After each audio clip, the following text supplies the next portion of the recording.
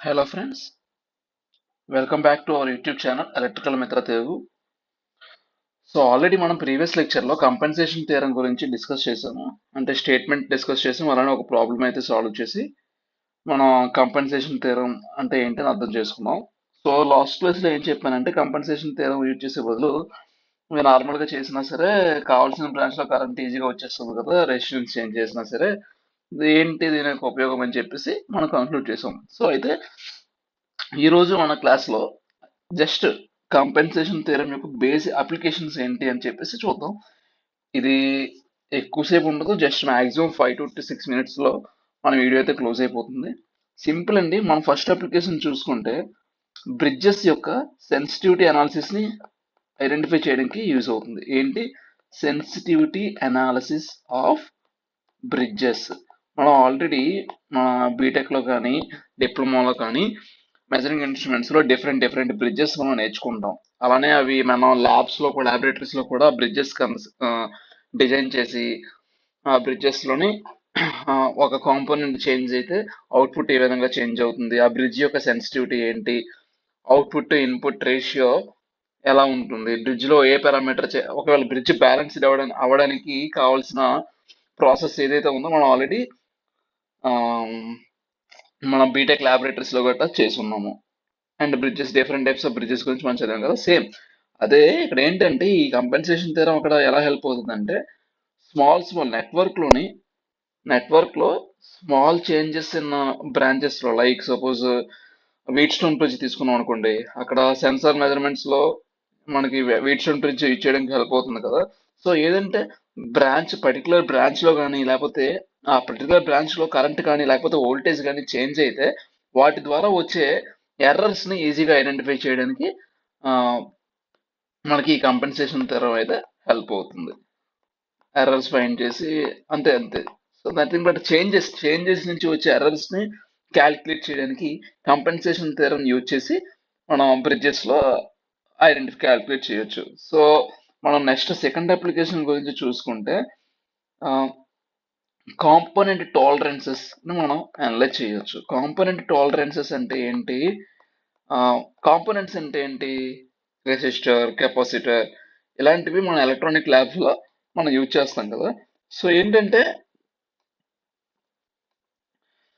Like మనం ఒక circuit design చేసాం. First of all circuit design చేసిన తర్వాత మన సర్క్యూట్ డిజైన్ ఆ డిజైన్ లోని ఏమైనా ఎలిమెంట్స్ కాంపోనెంట్స్ మనం చేంజ్ చేస్తున్నాం. లైక్ రెసిస్టర్ ని 5 ohms నుంచి కాస్త 10 ohms పెట్టాం, లేకపోతే కెపాసిటర్ వాల్యూని ఒక ఫస్ట్ 100 మైక్రోఫారెడ్స్ పెట్టాము. సర్క్యూట్ డిజైనింగ్ లో 100 మైక్రోఫారెడ్స్ అయితే 1000 మైక్రోఫారెడ్స్ పెట్టాము అనుకుందాం.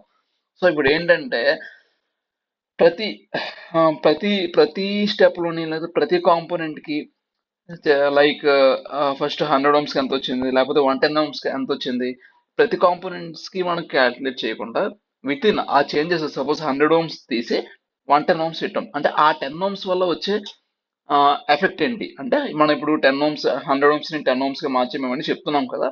అంటే ఏంటి? అవి హార్డ్వేర్ రెసిస్టర్ వాల్యూస్ కదా, హార్డ్వేర్. మనం అంటే సింపుల్ గా చెప్పాలంటే హార్డ్వేర్ చేంజెస్ వల్ల సర్క్యూట్ లో క్రియేట్ అయ్యే ఎఫెక్ట్ ని మనం కంపెన్సేషన్ థియరం ద్వారా ఈజీగా ఫైండ్ చేయొచ్చు. టైం సేవ్ అవుతుంది. సో ఏంటి సింపుల్ గా చెప్తుంది ఏంటి? This allows to predict how minute hardware variations impacts the rest of the circuits performance. అది చెప్పేది component tolerance application related thing. Next ఏంటంటే మన యాంటీనా ఉంటాయి కదా, antenna and radio frequency related engineering things ఉంటాయి కదా. ఇందులో ఏంటంటే ఇందులో బాగా ఈ కంపెన్సేషన్ థియరం యూజ్ చేస్తారు. అంటే సింపుల్ గా చెప్పాలంటే అసలు ఈ థియరీలోకి, antenna and radio frequency engineering థియరీలోకి అది ఇంటిగ్రేట్ అయిపోయి ఉంది. లైక్ అంటే మనకి scattering parameters like S parameters అని ఉంటాయి. వాటిని ఐడెంటిఫై చేయడానికి ఇది ఒక కంపెన్సేషన్ థియరం అనేది ఒక టూల్ అనమాట. అలా అంటే like radio wave propagation techniques ఉంటాయి కదా. So complex radio wave propagation techniques ని మనం ఈ కంపెన్సేషన్ థియరం యూజ్ చేసి ఈజీగా సాల్వ్ చేయొచ్చు. నెక్స్ట్ మనకు బాగా తెలిసింది పవర్ డిస్ట్రిబ్యూషన్ సిస్టమ్ అనాలిసిస్. మనం లోడ్ ఫ్లోస్ చదివి ఉంటాం, ఐడియా ఉంది కదా, అంటే న్యూటన్ రాఫ్సన్ మెథడ్ అని చెప్పేసి డిఫరెంట్ ఇటరేషన్స్ మెథడ్, అంటే ఇటరేషన్స్ చేసి డిఫరెంట్ ఇటరేషన్స్ వాల్యూస్ కట్టి మొత్తం లోడ్ ఫ్లో స్టడీస్ చేసి డిఫరెంట్ బస్సెస్ దగ్గర వోల్టేజెస్ కరెంట్స్ ఇవన్నీ మనం క్యాలిక్యులేట్ చేస్తాం. సో అదే పవర్ సిస్టమ్స్ లో సపోజ్ ఇప్పుడు పెద్ద నెట్వర్క్ ఉంది, పెద్ద నెట్వర్క్ లో మైనర్ లోడ్ ఏదో చేంజ్ అయింది. సపోజ్ మన ఒక విలేజ్ ఉంది, ఆ విలేజ్ లో ఎక్స్ట్రా ఒక ఒక బల్బ్ యాడ్ అయింది అనుకుందాం, లేకపోతే ఒక 500 కిలో వాట్ కెపాసిటీ ఉన్న ప్లేస్ దగ్గర ఒక ఒక 1 కిలో వాట్ అంటే కొంచెం కన్సిడర్ కూడా ఒక 500 వాట్స్ లేకపోతే 200 వాట్స్ లోడ్ ఎక్స్ట్రా యాడ్ అయింది. సో అప్పుడు యాడ్ అయింది కదా అని చెప్పేసి మొత్తం సర్క్యూట్ అంతటిని మళ్ళీ స్టార్టింగ్ నుంచి సాల్వ్ చేసుకుని ప్రతి బ్రాంచ్ కరెంట్ వోల్టేజ్ చేయడం ఈజీయా? లేకపోతే ఏదైతే బ్రాంచ్ ఇప్పుడు సపోజ్ ఏదైతే ప్రెసెంట్ ఉన్న దానికి ఎంతైతే చేంజ్ అయిందో ఆ చేంజ్ ద్వారా క్రియేట్ అయ్యే వోల్టేజ్ లేకపోతే ఆ చేంజ్ వల్ల క్రియేట్ అయ్యే కరెంట్ ని క్యాలిక్యులేట్ చేయడం ఈజీయా? Second case easy.